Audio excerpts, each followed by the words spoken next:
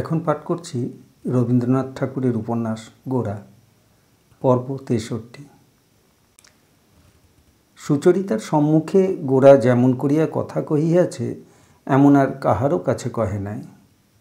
এতদিন সে তাহার শ্রোতাদের কাছে নিজের মধ্য হইতে কেবল বাক্যকে, মতকে, উপদেশকে বাহির করিয়া আসিয়াছে। আজ সুচরিতার সম্মুখে সে নিজের মধ্য হইতে নিজেকেই বাহির করিল। এই আত্মপ্রকাশের আনন্দে শুধু শক্তিতে নহে, একটা রসে তাহার সমস্ত মত ও সংকল্প পরিপূর্ণ হইয়া উঠিল। একটি সৌন্দর্য স্ত্রী তাহার জীবনকে বেষ্টন করিয়া ধরিল। তাহার তপস্যার উপর যেন সহসা দেবতারা অমৃত বর্ষণ করিলেন। এই আনন্দের আবেগেই গোরা কিছুই না ভাবিয়া কয়েকদিন প্রত্যহই সুচরিতার কাছে আসিয়াছে। কিন্তু আজ হরিমোহিনীর কথা শুনিয়া হঠাৎ তাহার মনে পড়িয়া গেল, অনুরূপ মুগ্ধতায় বিনয়কে সে একদিন যথেষ্ট তিরস্কার ও পরিহাস করিয়াছে। আজ যেন নিজের অজ্ঞাতসারে নিজেকে সেই অবস্থার মধ্যে দাঁড়াইতে দেখিয়া সে চমকিয়া উঠিল। অস্থানে অসম্বৃত নিদ্রিত ব্যক্তি ধাক্কা খাইলে যেমন ধরফর করিয়া উঠিয়া পড়ে, গোরা সেইরূপ নিজের সমস্ত শক্তিতে নিজেকে সচেতন করিয়া তুলিল। গোরা বরাবর এই কথা প্রচার করিয়া আসিয়াছে যে পৃথিবীতে অনেক প্রবল জাতির একেবারে ধ্বংস হইয়াছে। ভারত কেবলমাত্র সংযমেই, কেবল দৃঢ়ভাবে নিয়ম পালন করিয়াই এত শতাব্দীর প্রতিকূল সংঘাতেও আজ পর্যন্ত আপনাকে বাঁচাইয়া আসিয়াছে। সেই নিয়মে কুত্রাপি গোরা শৈথিল্য স্বীকার করিতে চায় না। গোরা বলে, ভারতবর্ষের আর সমস্তই লুটপাট হইয়া যাইতেছে, কিন্তু তাহার যে প্রাণপুরুষকে সে এই সমস্ত কঠিন নিয়ম সংযমের মধ্যে প্রচ্ছন্ন করিয়া রাখিয়াছে, তাহার গায়ে কোনো অত্যাচারী রাজপুরুষের হস্তক্ষেপ করিবার সাধ্যই নাই। যতদিন আমরা পরজাতির অধীন হইয়া আছি, ততদিন নিজেদের নিয়মকে দৃঢ় করিয়া মানিতে হইবে। এখন ভালো মন্দ বিচারের সময় নয়। যে ব্যক্তি স্রোতের টানে পড়িয়া মৃত্যুর মুখে ভাসিয়া যাইতেছে, সে যাহার দ্বারাই নিজেকে ধরিয়া রাখিতে পারে তাহাকেই আঁকড়াইয়া থাকে। সে জিনিসটা সুন্দর কি কুশ্রী বিচার করে না। গোরা বরাবর এই কথা বলিয়া আসিয়াছে, আজও ইহাই তাহার বলিবার কথা। হরিমোহিনী সেই গোরার যখন আচরণের নিন্দা করিলেন, তখন গজরাজকে অঙ্কুশে বিদ্ধ করিল। গোরা যখন বাড়ি আসিয়া পৌঁছিল, তখন দ্বারের সম্মুখে রাস্তার উপর বেঞ্চি পাতিয়া খোলা গায়ে মহিম তামাক খাইতেছিলেন। আজ তাহার আপিসের ছুটি। গোরাকে ভিতরে ঢুকিতে দেখিয়া তিনিও তাহার পশ্চাতে গিয়া তাহাকে ডাকিয়া কহিলেন, গোরা, শুনে যাও, একটি কথা আছে। গোরাকে নিজের ঘরে লইয়া গিয়া মহিম কহিলেন, রাগ করো না ভাই, আগে জিজ্ঞাসা করছি, তোমাকেও বিনয়ের ছোঁয়াচ লেগেছে নাকি? ও অঞ্চলে যে বড় ঘন ঘন যাওয়া আসা চলছে। গোরার মুখ রক্তবর্ণ হইয়া উঠিল। সে কহিল, ভয় নেই। মহিম কহিলেন, যে এরকম গতিক দেখছি কিছু তো বলা যায় না।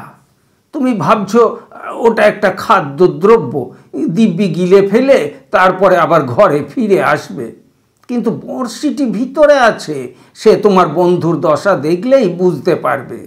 আরে আরে আরে যাও কোথায়? আসল কথাটাই এখনো হয়নি।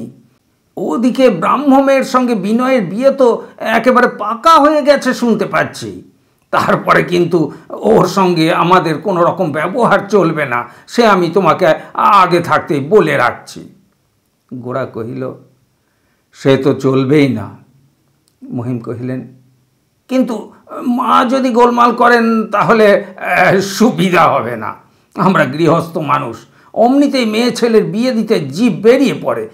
তারপরে যদি ঘরের মধ্যে ব্রাহ্ম সমাজ বসাও, তাহলে আমাকে কিন্তু এখান থেকে বাস ওঠাতে হবে। গোরা কহিল, না, সে কিছুতেই হবে না। মহিম কহিলেন, শশীর বিবাহের প্রস্তাবটা ঘনিয়ে আসছে। আমাদের বেহাই যতটুকু পরিমাণ মেয়ে ঘরে নেবেন, সোনা তার চেয়ে বেশি না নিয়ে ছাড়বেন না।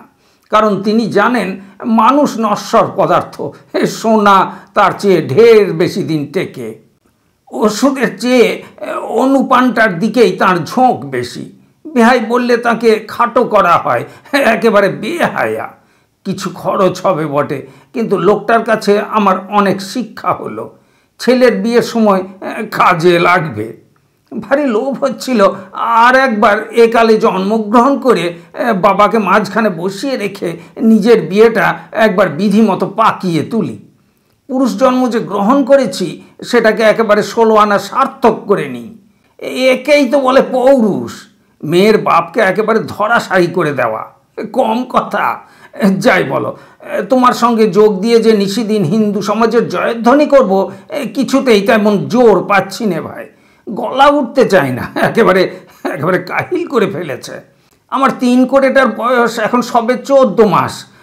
গোড়ায় কন্যা জন্ম দিয়ে শেষে তার ভ্রম সংশোধন করতে সহধর্মিণী দীর্ঘকাল সময় নিয়েছেন। যা হোক, ওরই বিবাহের সময়টা পর্যন্ত গোরা তোমরা সকলে মিলে হিন্দু সমাজটাকে তাজা রেখো। তারপর দেশের লোক মুসলমান হোক, খ্রিস্টান হোক, আমি কোনো কথা কব না। গোরা উঠিয়া দাঁড়াইতেই মহিম কহিলেন, তাই আমি বলছিলাম, শশীর বিবাহের সভায় তোমাদের বিনয়কে নিমন্ত্রণ করা চলবে না। তখন যে এই কথা নিয়ে আবার একটা কাণ্ড বাঁধিয়ে তুলবে, সে হবে না। মাকে তুমি এখন থেকে সাবধান করে রেখে দিও।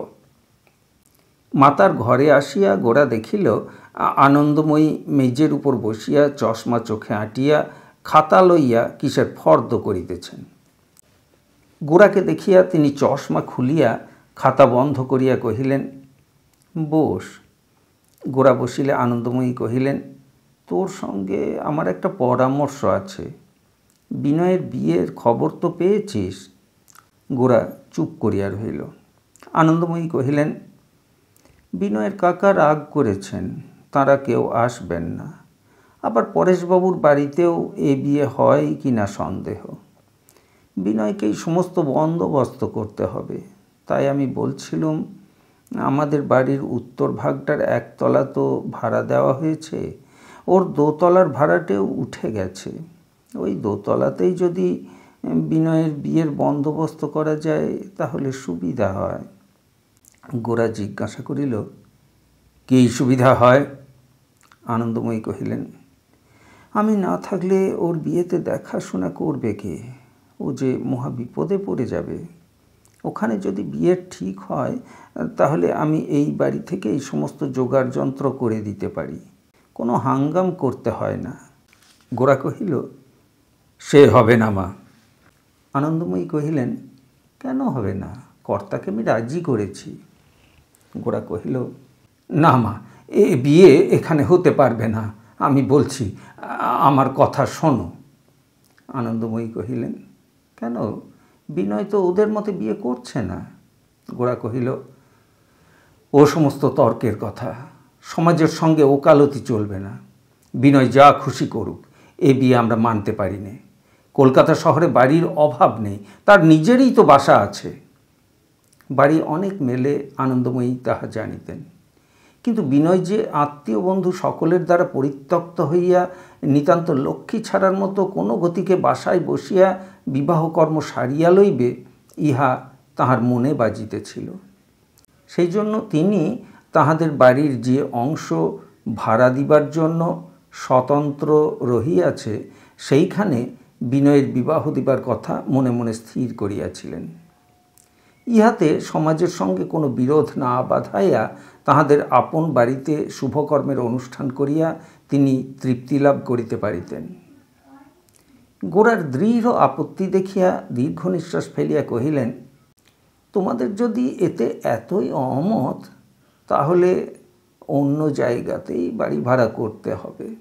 কিন্তু তাতে আমার উপরে ভারী টানাটানি পড়বে। তা হোক, যখন এটা হতেই পারবে না তখন এ নিয়ে আর ভেবে কি হবে। গোরা কহিল, মা, এ বিবাহে তুমি যোগ দিলে চলবে না। আনন্দময়ী কহিলেন, সে কি কথা গোরা, তুই বলিস কি? আমাদের বিনয়ের বিয়েতে আমি যোগ দেব না তো কে দেবে? গোরা কহিল, সে কিছুতেই হবে না মা। আনন্দময়ী কহিলেন, গোরা, বিনয়ের সঙ্গে তোর মতের মিল না হতে পারে, তাই বলে কি তার সঙ্গে শত্রুতা করতে হবে? গোরা একটু উত্তেজিত হইয়া উঠিয়া কহিল, মা, এ কথা তুমি অন্যায় বলছো।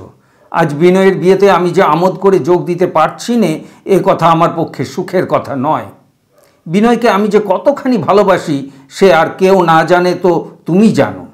কিন্তু মা, এ ভালোবাসার কথা নয়, এর মধ্যে শত্রুতা মিত্রতা কিছু মাত্র নেই।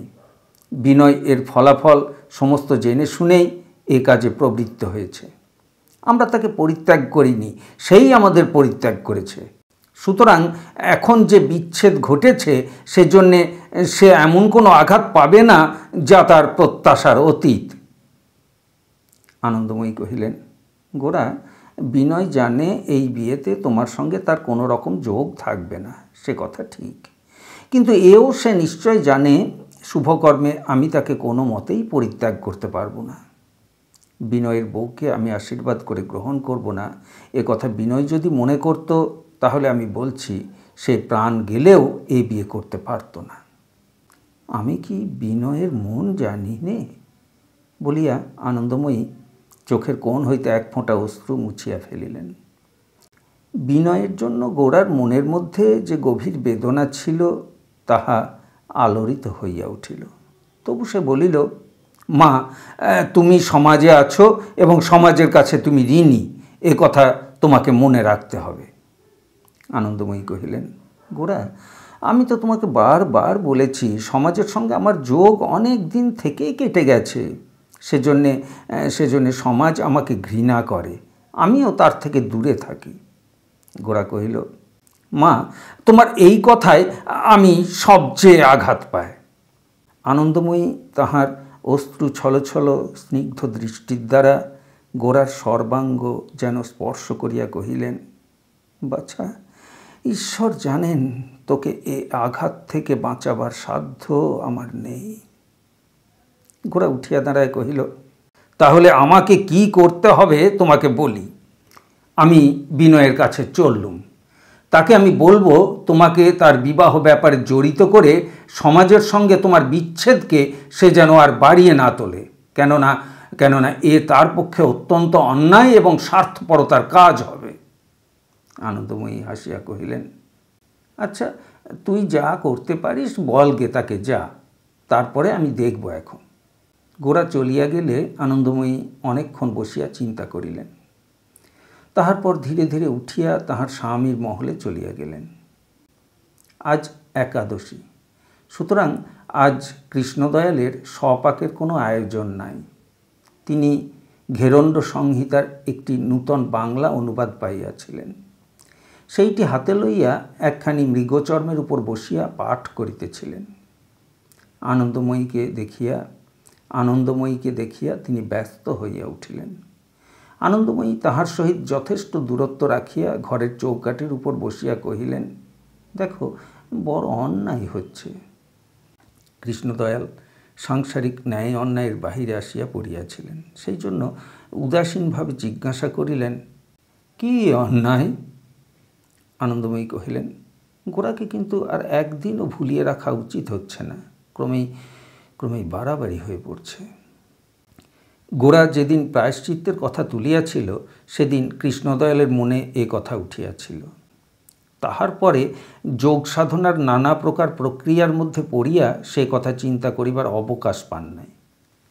আনন্দময়ী কহিলেন, শশীমুখীর বিয়ের কথা হচ্ছে, বোধ হয় এই ফাল্গুন মাসেই হবে। এর আগে বাড়িতে যতবার সামাজিক ক্রিয়াকর্ম হয়েছে আমি কোনো না কোনো ছুতায় গোরাকে সঙ্গে করে অন্য জায়গায় গেছি। তেমন বড় কোনো কাজও তো এর মধ্যে হয়নি। কিন্তু এবার শশীর বিবাহে ওকে নিয়ে কি করবে বলো? অন্যায় রোজই বাড়ছে। আমি ভগবানের কাছে দুবেলা হাত জোর করে মাপ চাচ্ছি। তিনি শাস্তি যা দিতে চান সব আমাকেই যেন দেন। কিন্তু কিন্তু আমার কেবল ভয় হচ্ছে, আর বুঝি ঠেকিয়ে রাখতে পারা যাবে না। গোরাকে নিয়ে বিপদ। এইবার আমাকে অনুমতি দাও, আমার কপালে যা থাকে ওকে আমি সব কথা খুলে বলি। কৃষ্ণদয়ালের তপস্যা ভাঙিবার জন্য ইন্দ্রদেব একই বিঘ্ন পাঠাইতেছেন। তপস্যাও সম্প্রতি খুব ঘোরতর হইয়া উঠিয়াছে। নিঃশ্বাস লইয়া অসাধ্য সাধন হইতেছে। আহারের মাত্রাও ক্রমে এতটা কমিয়াছে যে পেটকে পিঠের সহিত এক করিবার পণ রক্ষা হইতে আর বড় বিলম্ব নাই। এমন সময় একই উৎপাত। কৃষ্ণদয়াল কহিলেন, তুমি কি পাগল হয়েছ? এ কথা আজ প্রকাশ হলে আমাকে যে বিষম জবাবদিহিতে পড়তে হবে। পেনশন তো বন্ধ হবেই, হয়তো পুলিশে টানাটানি করবে। যা হয়ে গেছে তা হয়ে গেছে। যতটা সামলে চলতে পারো চলো, না পারো তাতেও বিশেষ কোনো দোষ হবে না। কৃষ্ণদয়াল ঠিক করিয়া রাখিয়াছিলেন, তাহার মৃত্যুর পরে যা হয় তা হোক, ইতিমধ্যে তিনি নিজে স্বতন্ত্র হইয়া থাকিবেন।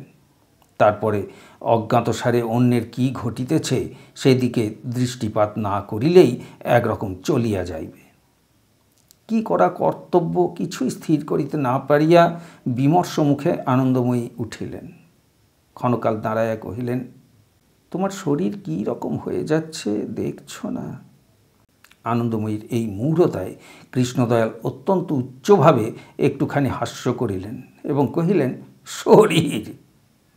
এ সম্বন্ধে আলোচনা কোনো সন্তোষজনক সিদ্ধান্তে আসিয়া পৌঁছিল না এবং কৃষ্ণদয়াল পুনশ্চ ঘেরণ্ড সংহিতায় মনোনিবেশ করিলেন। এদিকে তাহার সন্ন্যাসীটিকে লইয়া মহিম তখন বাহিরের ঘরে বসিয়া অত্যন্ত উচ্চ অঙ্গের পরমার্থ তত্ত্ব আলোচনায় প্রবৃত্ত ছিলেন। গৃহীদের মুক্তি আছে কি না অতিশয় বিনীত ব্যাকুল স্বরে এই প্রশ্ন তুলিয়া তিনি করজোরে অবহিত হইয়া এমনি একান্ত ভক্তি ও আগ্রহের ভাবে তাহার উত্তর শুনিতে বসিয়াছিলেন যেন মুক্তি পাইবার জন্য তাহার যাহা কিছু আছে সমস্তই তিনি নিঃশেষে পণ করিয়া বসিয়াছেন। গৃহীদের মুক্তি নাই, কিন্তু স্বর্গ আছে। এই কথা বলিয়া সন্ন্যাসী মহিমকে কোনো প্রকারে শান্ত করার চেষ্টা করিতেছেন, কিন্তু মহিম কিছুতেই সান্ত্বনা মানিতেছেন না। মুক্তি তাহার নিতান্তই চায়, স্বর্গে তাহার কোনো প্রয়োজন নাই। কোনো মতে কন্যাটার বিবাহ দিতে পারিলেই সন্ন্যাসীর পদসেবা করিয়া তিনি মুক্তির সাধনায় উঠিয়া পড়িয়া লাগিবেন। কাহার সাধ্য আছে ইহা হইতে তাহাকে নিরস্ত করে। কিন্তু কন্যার বিবাহ তো সহজ ব্যাপার নয়। এক যদি বাবা দয়া করেন।